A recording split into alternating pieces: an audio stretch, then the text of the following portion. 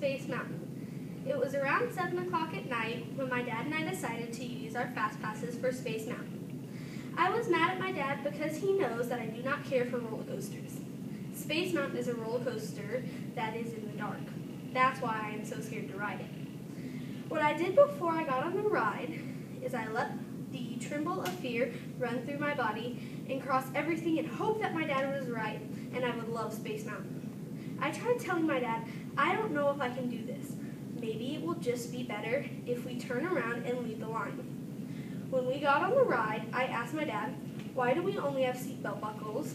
Because most of the rides my dad takes me on are super intense.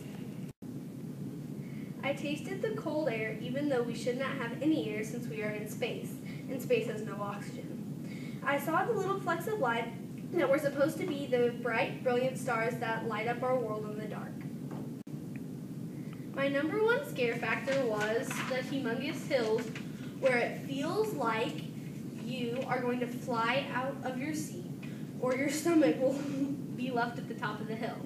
What really set me over the top was when I heard the sound of the people from other cars screaming because they went through the tunnel of bright lights and went down the ginormous hill right before the end of the ride.